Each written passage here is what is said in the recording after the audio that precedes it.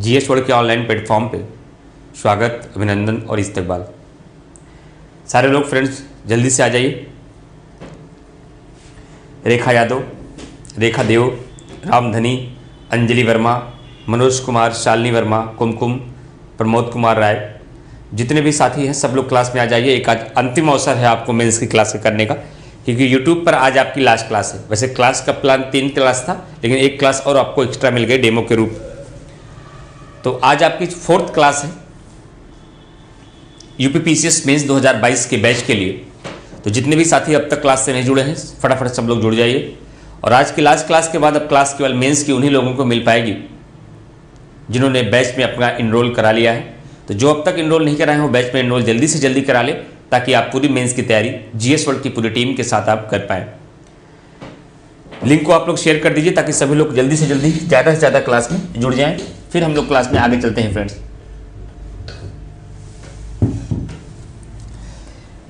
आपको पता है यूपीपीसीएस मेंस 2022 का बैच है। ये लाइव और वीडियो क्लासेस आपको मिलेगी, जिसमें 600 अधिक घंटे की क्लासेस होनी है। आंसर राइटिंग प्रैक्टिस होगी। 22 दिसंबर से ये बैच स्टार्ट हुआ है, जिसमें 300 प्लस घंटे की क्लासेस आपको मिलेगी।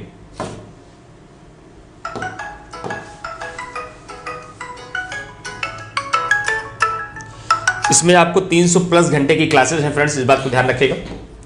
300 प्लस घंटे की यहाँ पर आपको क्लास लेक्चर की आवर्स की बात की जाए तो 600 घंटे की इसमें आपकी क्लास रहेगी। और आंसर राइटिंग पूरी प्रैक्टिस होगी। पूरा स्टडी मटेरियल के रूप में प्रिंटेड नोट्स आपके कोरियर के द्वारा घर पे भेजा जाएगा।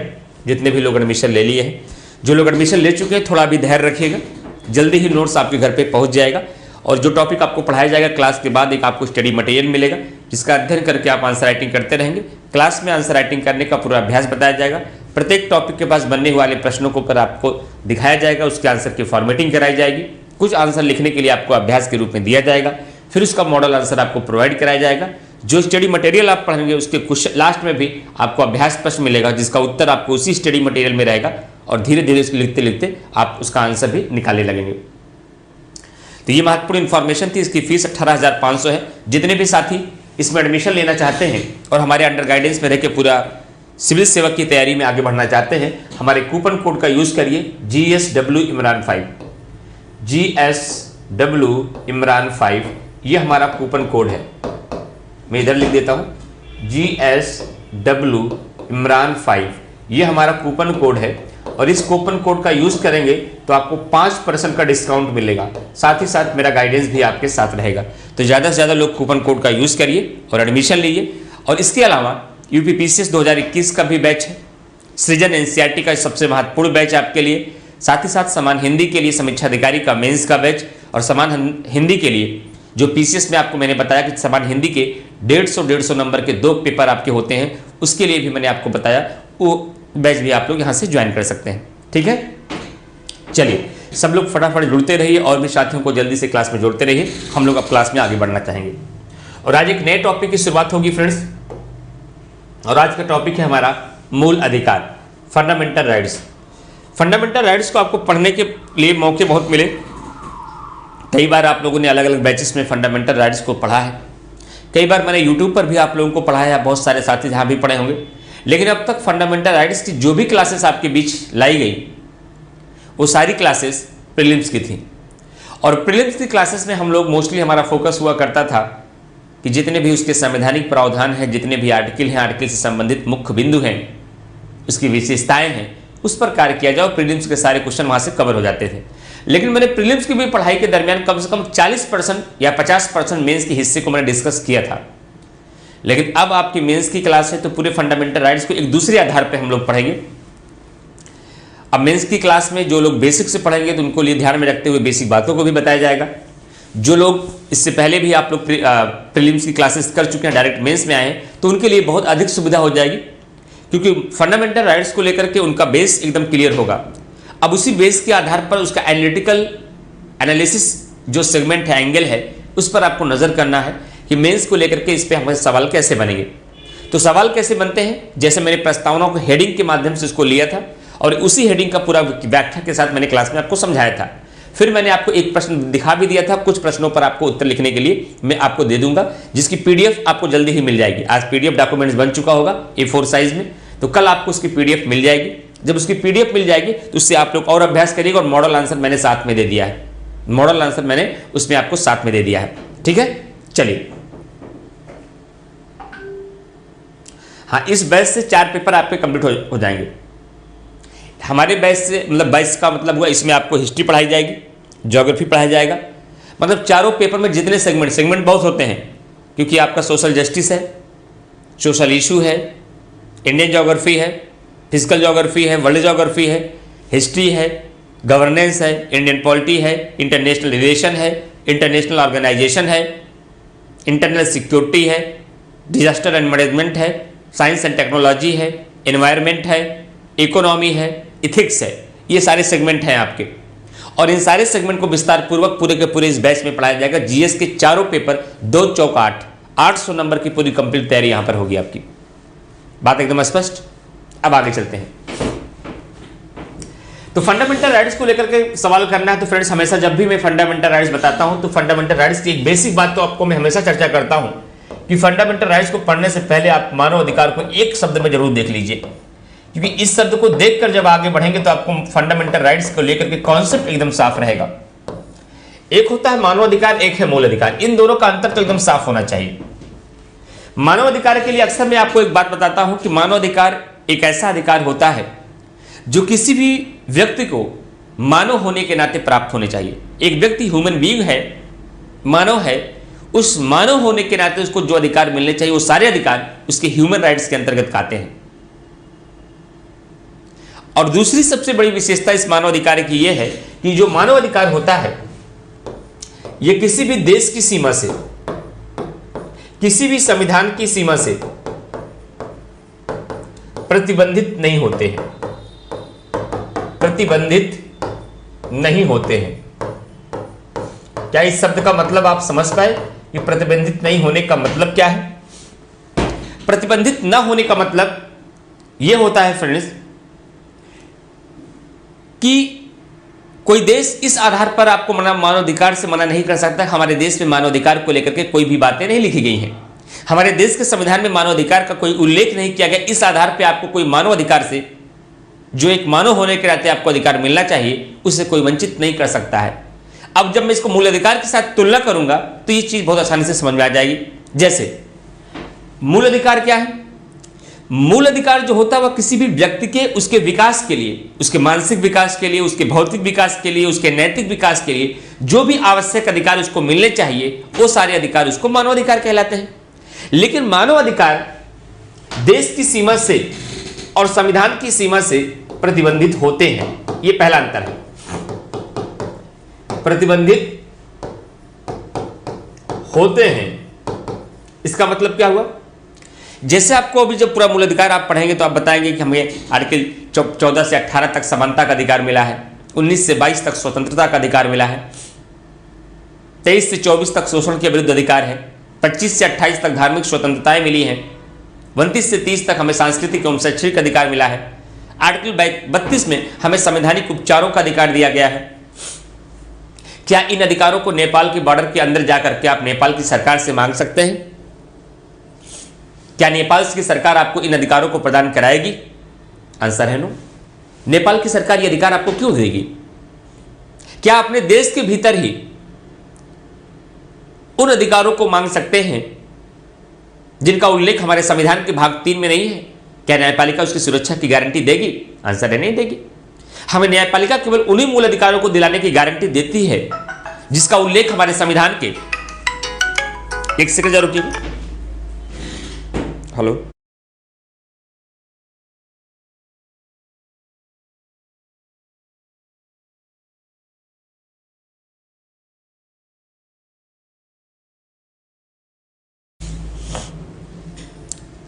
अच्छा देखिए फ्रेंड्स, क्योंकि आज एक और लास्ट आपकी यूट्यूब की क्लास है, एक समस्या हमारे ऐप के साथियों की हल्का सा होगी, तो एक बार मैं उनसे कम्युनिकेशन कर ले रहा हूं ताकि आप सेटिस्फाइड रहिए, बहुत तनाव और परेशान मत लीजिएगा। क्योंकि मेरे सामने जो कमेंट आ रहा है यूट्यूब का कमेंट आ रहा है, आपका कमेंट आ नहीं पा रहा है, लेकिन मेरी आवाज़ आप लोग सारे लोग सुन रहे होंगे। फ्रेंड्स आज भर की और आपकी वो है, क्योंकि आज आपकी क्लास यूट्यूब पर पब्लिकली और है। कल हम जब आपके साथ आएंगे तो हमारे पास केवल वो बच्चे होंगे जो हमारे रजिस्टर 100, 150, 200 बच्चे आ चुके हैं, वही बच्चे हमारे साथ रहेंगे। तो तो उन बच्चों के साथ हमारी बातचीत भी होगी, एक एक क्वेरी को हम क्लियर भी करते चलेंगे, जो भी आपका डाउट होगा उसको भी क्लियर करते चलेंगे, आंसर राइटिंग को लेकर के आने वाली समस्याओं पर भी हम बात करते रहेंगे। तो आप बिल्कुल इस चीज को परेशान मत रहिएगा। बात में भले ही मेरी हमारी आपकी ना हो पाए, लेकिन पूरे 2 घंटे की क्लास में ऐसा कोई भी सेगमेंट नहीं होगा जो हल्का सा भी आपको परेशान करे, क्योंकि हम अपनी पढ़ाने की शैली में विशेषकर ऑनलाइन में, ऑफलाइन में ध्यान दे या ना दे, क्योंकि ऑफलाइन में ये अवसर होता है कि किसी भी बच्चे को कोई प्रॉब्लम होगी तो पूछ लेगा। लेकिन हम लोग तो ऑफलाइन में भी प्राय अपनी टीचिंग के दौरान हमने हमेशा ये ध्यान रखा, चाहे वो क्लास ऑफलाइन हो चाहे वो ऑनलाइन हो, टीचर कम से कम पढ़ाते समय इस बात का ध्यान रखें कि हमारे बच्चों की चिंता क्या है। जो टॉपिक हम सेगमेंट डील कर रहे हैं, इस सेगमेंट को लेकर बच्चे के मन में क्या क्या सवाल उठ रहा होगा, उसके पूछे बगैर उसका उत्तर उसको मिलना चाहिए। तो बहुत तनाव मत लीजिएगा, आपको उत्तर सब मिलेगा, कोई डाउट होगा नहीं। फिर भी डाउट होगा तो नोट किए रहिएगा, कल आपसे ही केवल बातचीत होगी, क्योंकि कल से यूट्यूब पर क्लासेस नहीं रहेंगी, केवल आपके ऐप पर क्लास रहेगी, ठीक है। इसलिए मैंने आपको बता दिया कि बहुत उहापोह स्थिति में आप न रहें। अब आगे बढ़ते हैं। तो मैं आपसे बात कर रहा था कि जहां एक और मैंने बताया कि जो मानव अधिकार होते हैं वह किसी भी देश की सीमा से, किसी भी संविधान की सीमा से प्रतिबंधित नहीं होते हैं, जबकि मूल अधिकार देश की सीमा से भी, कि भारत के नागरिकों को दिया हुआ मूल अधिकार आप भूटान में जाकर नहीं मांग सकते, लेकिन भारत के भीतर भी संविधान के अंतर्गत, वो भी भाग 3 के अंतर्गत जो अधिकार मिले हैं, केवल वही अधिकार आपको प्राप्त हो सकते हैं। भाग 3 के प्राप्त आगे ग्राम पंचायतों का गठन कहा गया है, मादक पेय पदार्थों का प्रतिबंध की बात कही गई है, और आप कहें कि मादक पेय पदार्थों का प्रतिबंध लगना चाहिए, न्यायपालिका मुझे सुरक्षा की गारंटी दीजिए। हमारे सामने एक ठेका खुला हुआ है जहां से एक महक आती है, हम बर्दाश्त नहीं कर पाते हैं। क्या न्यायपालिका आपको सुरक्षा की गारंटी देगी? आंसर है नो, क्योंकि उसका उल्लेख भाग 3 में नहीं है। न्यायपालिका ने आपसे वादा किया है कि आपको हम केवल उन्हीं अधिकारों को दिला सकते हैं जिसका उल्लेख हमारे संविधान के भाग 3 के अंतर्गत किया गया है। जिसका उल्लेख हमारे संविधान के भाग 3 के बाहर है, हम उससे आपको कदापि नहीं दे सकते। एक बार मैं कमेंट देख लेता हूं अपने इस पर भी, किसी को किसी प्रकार कोई दिक्कत तो नहीं है? एक बार मैं कमेंट देख लेता हूं।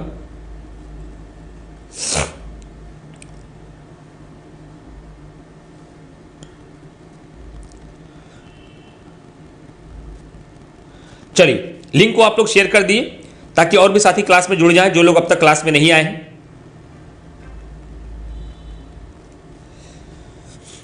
अब ध्यान से देखिए, तो इसका मतलब यह लगा कि अगर हम जाकर के अमेरिका में मेरा जन्म हो जाए, क्या अमेरिका की सरकार से हम ये कह सकते हैं कि हमें मानव होने के नाते जो अधिकार मिलने चाहिए वो हमें दीजिए?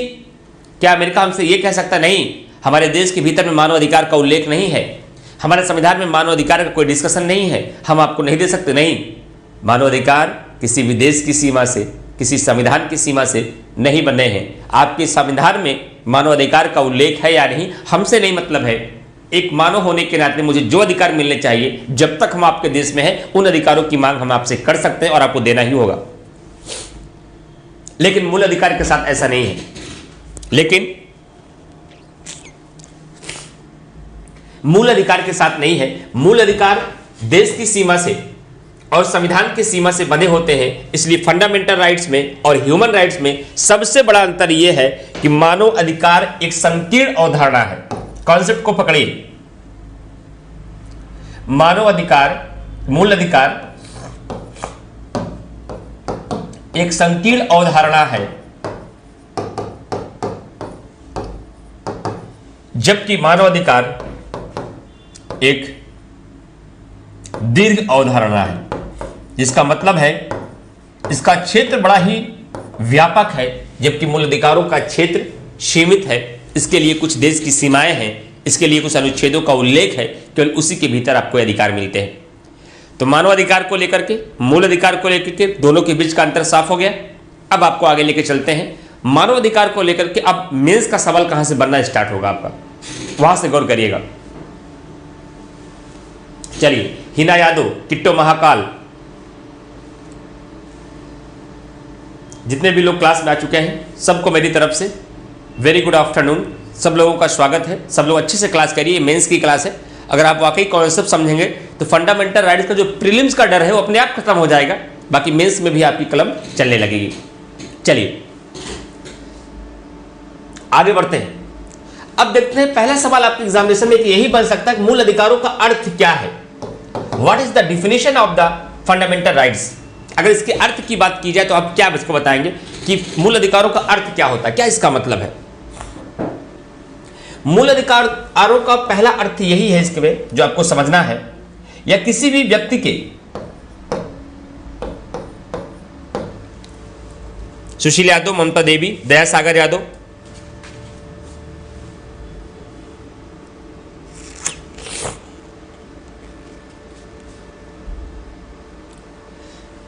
किसी भी व्यक्ति के मानसिक, भौतिक और नैतिक विकास के लिए ये आवश्यक होते हैं, अगर मौलिक अधिकारों के अर्थ की बात किया जाए तो व्यक्ति के मानसिक, भौतिक और उसके नैतिक विकास के लिए, आध्यात्मिक विकास के लिए, उसके धार्मिक विकास के लिए मौलिक अधिकार आवश्यक होते हैं। बगैर इन अधिकारों को प्राप्त किए कोई व्यक्ति न तो अपना भौतिक विकास कर सकता है और न ही कोई अपना नैतिक विकास कर सकता है। दूसरी बात, मौलिक अधिकार का एक अर्थ यह भी होता है कहीं ना कहीं ये कार्यपालिका और विधायिका की शक्तियों को, विधायिका की शक्तियों को मर्यादित करते हैं, मर्यादित करते हैं। इसका मतलब क्या हुआ कि जो भी कार्यपालिका कानूनों को लागू कराती है या विधायिका जो नए कानून बनाती है, इन कानूनों पर नियंत्रण प्राप्त करने के लिए मूल अधिकारों का होना आवश्यक है। इसलिए मूल अधिकारों के अर्थ में एक अर्थ यह भी है कि कहीं ना कहीं ये मूल अधिकार हमारे भौतिक, नैतिक और मानसिक विकास के लिए तो सहायक है ही, साथ ही साथ ये दूसरी ओर कार्यपालिका और विधायिका के कार्यों को कहीं ना कहीं सीमित करते हैं और शायद यहीं से हमारे संविधान में मूल अधिकारों की आवश्यकता बढ़ जाती है। ये क्वेश्चन डायरेक्ट यहां से नहीं बनेगा, लेकिन प्रत्येक मूल अधिकारों को, क्वेश्चन को लिखते समय आपकी भूमिका के लिए महत्वपूर्ण काम करेगा। जो मैंने मूल अधिकार और मानव अधिकार का अंतर बताया, जो मैंने मूल अधिकारों का अर्थ बताया, इस अर्थ के माध्यम से और उस अंतर के माध्यम से मूल अधिकारों पर जब कोई भी उत्तर आप लिखेंगे, उसकी आमुख, उसकी भूमिका, उसके इंट्रोडक्शन में एक महत्वपूर्ण भूमिका अदा करेगा। ये सवाल ये बनेगा, अगर अच्छा सवाल पूछा गया आपको मूल अधिकार के लेकर के, कि आखिर संविधान सभा के सदस्यों को मूल अधिकार की आवश्यकता क्यों पड़ी, या हमारे संविधान के भीतर नागरिकों को मूल अधिकार क्यों दिया गया, ऐसी कौन सी परिस्थितियां, ऐसी कौन सी स्थितियां हमारे देश के भीतर विद्यमान थी जिसकी वजह से संविधान सभा को यह लगने लगा कि हमारे देश के नागरिकों को मूल अधिकार प्राप्त होना चाहिए। कौन सी ऐसी वजह थी, यह क्वेश्चन आपको बनेगा। इसलिए मैंने दूसरी हेडिंग आपकी जो बनाई है, भारत में मौलिक अधिकारों की आवश्यकता क्यों, यह क्वेश्चन मैं बना रहा हूं ताकि यहां से कोई भी क्वेश्चन बने उसका आंसर देने के लिए आप इन मसालों के साथ उसका आंसर दे पाए।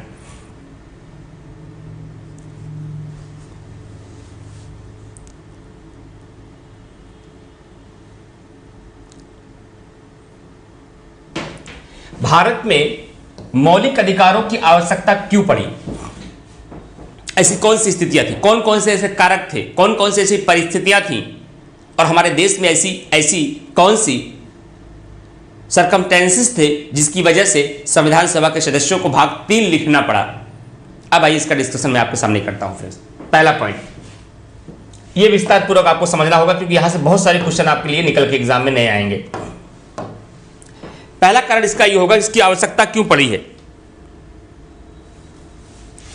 इसका पहला कारण यह है कि भारत की जनता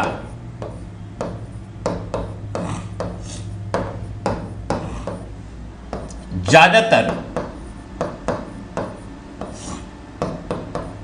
निरक्षर थी। यह इसका फर्स्ट रीजन होगा। भारत की जनता ज्यादातर निरक्षर थे, इसलिए संविधान सभा के सदस्यों को इस बात का डर था अगर इनको अधिकार नहीं दिए गए, अगर इनके पास कोई अपने मौलिक रूप से जो बेसिक इनके विकास में सहायक हैं, जो उन अधिकारों को हमारे संविधान में संरक्षण नहीं मिला, तो हमने संसदीय प्रणाली को अपनाया है, पार्लियामेंट्री सिस्टम को अपनाया है। और पार्लियामेंट्री सिस्टम में विधायिका में सरकार का बहुमत होता है। विधायिका में सरकार का बहुमत होता है और विधायिका में सरकार का बहुमत होने की वजह से कहीं ऐसा ना हो राज्य यानी कि सरकार नागरिकों के अधिकारों के विरुद्ध कोई कानून बना करके उनके अधिकारों को सीमित कर दे, उनके विकास में प्रतिबंध लगा दे। इसलिए संविधान सभा के सदस्यों ने कहा हमारे संविधान के भीतर मूल अधिकार प्राप्त होने चाहिए। दूसरी बात, दूसरी मुख्य वजह क्या थी? दूसरी मुख्य वजह यह थी कि हमारा देश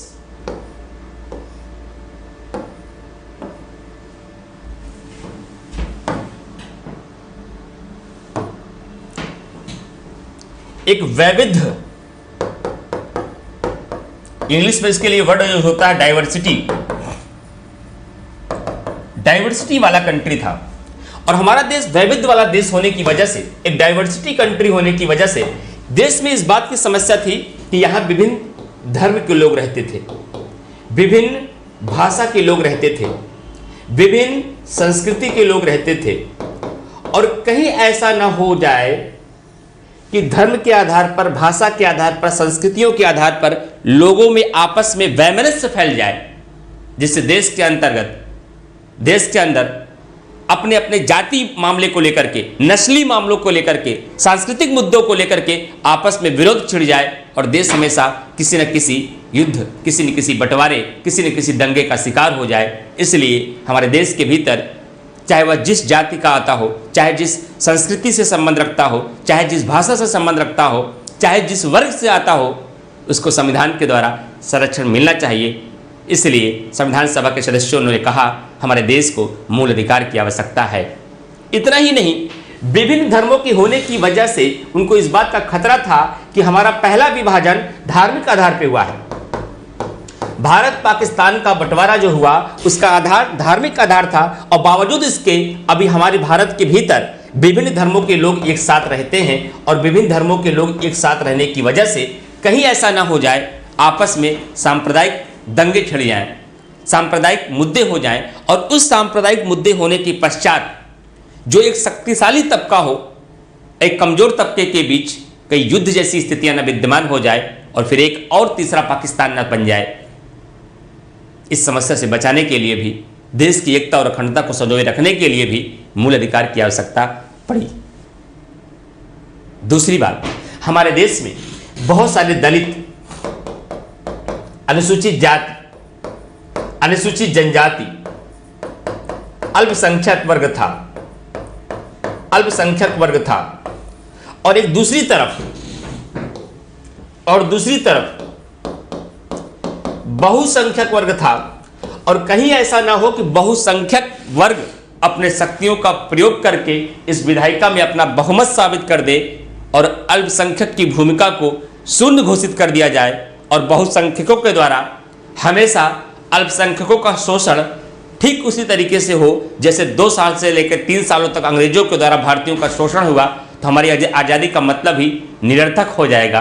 अतः हमें अपने संविधान के भीतर मौलिक अधिकारों को शामिल करना चाहिए और मौलिक अधिकारों को शामिल करने के पश्चात अल्पसंख्यक वर्गों के हितों के संरक्षण के लिए भी, अनुसूचित जातियों के संरक्षण के लिए, पिछड़े वर्गों के संरक्षण के लिए, दलितों के संरक्षण के लिए, उनको मुख्यधारा में लाने के लिए कुछ विशेष प्रावधान करना चाहिए ताकि हमारे देश में सभी नागरिकों को एक समान अवसर, समान जीवन स्तर, समान रूप से राजनीतिक, सामाजिक और धार्मिक अधिकार मिल पाए और भारत बुलंदियों की तरफ आगे बढ़ पाए आगामी 100 सालों में। इसलिए संविधान सभा के सदस्यों ने ये निर्णय लिया कि मूल अधिकार तो होना चाहिए। और इन्हीं सारे विचारों के पश्चात हमारे संविधान का एक भाग लिखा गया, भाग 3, और भाग 3 के अंतर्गत अनुच्छेद 12 से 35 के मध्य हमें मूल अधिकार दिए गए जो हमारे आज भी भौतिक और नैतिक विकास के लिए कहीं न कहीं सहायक सिद्ध होते हैं। कहीं न कहीं आज भी हमारे देश के भीतर समानता लाने का प्रयास करते हैं। कहीं न कहीं आर्टिकल 17, आर्टिकल 15 क्लॉज 2 जैसे आर्टिकलों के माध्यम से छुआछूत जैसी समस्या को हमारे समाज से दूर करने का प्रयास करते हैं। अनुच्छेद 23 और 24 जैसे अनुच्छेदों के माध्यम से 6 से 14 वर्ष के बच्चों को उनके शोषण से बचाते हैं, चाहे वो सिख हो, चाहे ईसाई हो, चाहे मुस्लिम हो, चाहे जैन हो। अनुच्छेद 25 से लेकर 28 के मध्य उनको अपने धार्मिक कार्यों से स्वतंत्रता मिलती है। चाहे वो दलित हो, चाहे अल्पसंख्यक हो, चाहे धार्मिक आधार पर, चाहे भाषाई आधार पर। अनुच्छेद 29 और 30 के तहत उन्हें अपने सांस्कृतिक और शैक्षणिक अधिकार भी दिए जाते हैं। और आर्टिकल 14 कहता है चाहे अडानी हो, चाहे अंबानी, चाहे गरीब हो, चाहे अमीर, चाहे दलित हो, चाहे क्षत्रिय, चाहे ब्राह्मण हो, चाहे मुस्लिम, सभी विधि के समक्ष समान होंगे। सबको अपने विचारों को रखने की स्वतंत्रता होगी। सबको एक गरिमापूर्ण जीवन जीने का अधिकार होगा। कोई अमीर नहीं, कोई गरीब नहीं, संविधान की नज़र में सब एक समान होंगे। इस प्रकार से अधिकार हमको देने के लिए हमारे संविधान में भाग 3 लिख करके हमें मूल अधिकार दिया गया। और उन्हीं अधिकारों के माध्यम से आज हम ये कह सकते हैं हम एक ऐसे देश के वासी हैं जहाँ पर विभिन्न धर्मों के लोग, विभिन्न भाषा के लोग, विभिन्न वर्गों के लोग, चाहे अल्पसंख्यक हो या बहुसंख्यक, सभी लोग एक साथ कंधे से कंधा मिलाकर आगे बढ़ते हैं। वो अलग बात है, कुछ राजनीतिक ऐसे इशू हो जाते हैं, कहीं कभी न कभी हमारे देश के भीतर सांप्रदायिक मुद्दे सर चढ़ के बोलते हैं, लेकिन फिर भी हमारे देश के भीतर लोकतांत्रिक जड़ें इतनी गहरी हैं कि जब जब कोई व्यक्ति तानाशाह की तरफ आगे बढ़ा है, कोई सांप्रदायिक दंगे उठने का प्रयास किया गया है, तो लोकतांत्रिक जो जड़ें हैं उनको झकझोर करके कहीं ना कहीं नीचे लेकर के आई हैं। और लोकतांत्रिक देश के भीतर सभी वर्गों को एक बार फिर से संरक्षण देने की बात की गई है। और वैसे भी हमारे देश के भीतर आर्टिकल 32 के तहत न्यायपालिका बैठा हुआ है जो ये कहता है, भाग 3 के तहत हमारे नागरिकों को जो भी अधिकार दिया गया है, किसकी सरकार है, कौन बहुमत पे है, डजंट मैटर। जिस दिन हमारे नागरिकों के अधिकार पर कोई भी हस्तक्षेप हुआ तो हम तर्कस के 5 बाड़ निकालेंगे और 24 घंटे के भीतर अपने नागरिकों को उन अधिकार को दिलाने का प्रयास करेंगे जो उनके भौतिक और नैतिक विकास के लिए आवश्यक है।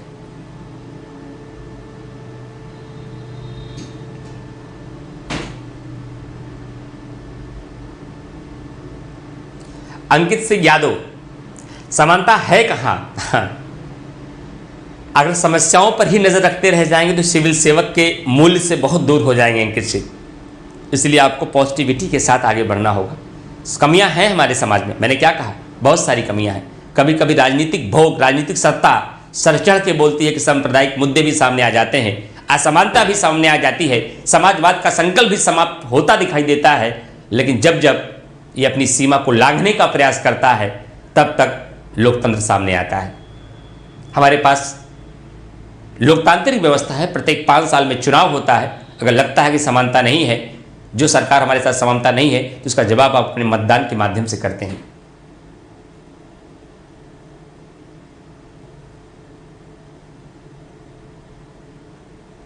अब इन मसालों को आप केवल यही पेस्ट करेंगे या हर जगह?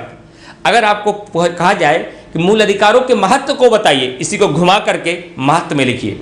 अगर आपको कहा जाए मूल अधिकारों की विशेषता बताइए, इसी को घुमा करके विशेषता में लिखाइए।